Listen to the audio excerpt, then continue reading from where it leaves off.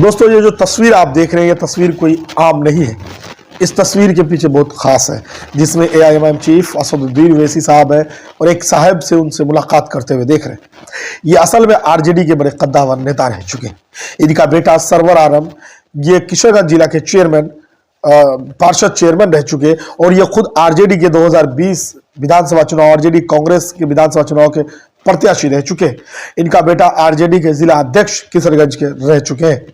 इन तमाम राजनीति के बीच में RJD को कहीं ना कहीं बड़ा झटका देने में मजलिस इत्तेहादुल मुस्लिमीन सफल हो रही है।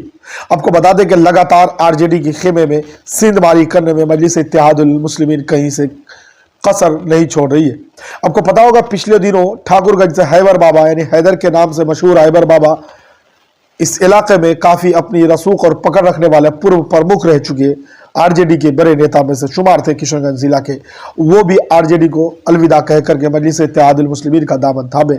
उससे पहले उन्होंने हैदराबाद जाकर के, दारुस्सलाम में जाकर के मजलिस इत्तेहादुल मुस्लिमीन के सुप्रीमो असदुद्दीन ओवैसी से मुलाकात की और उसके बाद तमाम सियासत पर गुफ्तगू हुई। और उसके बाद किशनगंज लौटने के बाद उन्होंने दारुल ईमान किशनगंज में जाकर के पार्टी सदस्यता ली है और मजबूती के साथ पार्टी के लिए काम करते हुए नजर आ रहे हैं। शाहिद साहब का जिक्र इसलिए अब कर रहे हैं, कोचादाबाद से ताल्लुक़ रखते हैं, ये कोचादाबाद विधानसभा से। शाहिद साहब सियासत जो है, इनकी खानदानी सियासत रही है।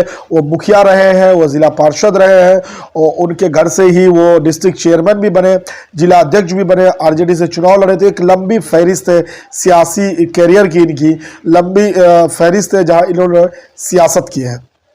दोस्तों, बड़ा सवाल ये, मजलिस इत्तेहादुल मुस्लिमीन के जब 4 विधायकों को RJD ने तोड़ा तो ये सोचा कि मजलिस इत्तेहादुल मुस्लिमीन ख़त्म हो जाएगी, इनकी असर और रसूख ख़त्म हो जाएगी, इनके जो दबदबा, इनके जो अवामी ताल्लुकात थे, इनकी जो मुहिम थी वो ख़त्म हो जाएगी।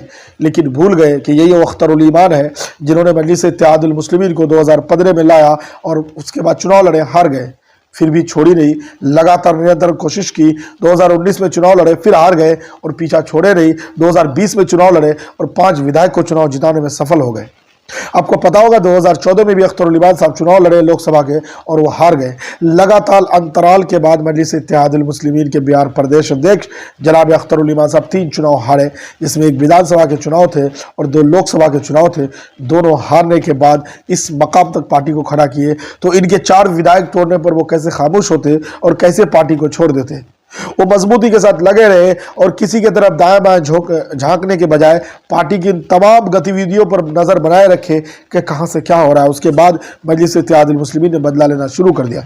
इन वक्त में लोकसभा चुनाव आने में और तमाम तर कवायद जो शुरू कर दी मजलिस इत्तेहादुल मुस्लिमीन, तमाम तर कोशिश है कि महागठबंधन को एक ऐसा झटका दिया जाएगा जिससे महागठबंधन की रास्ता किशनगंज में काफ़ी मुश्किल हो जाएगी। तमाम अपडेट के साथ और तमाम खबरों के साथ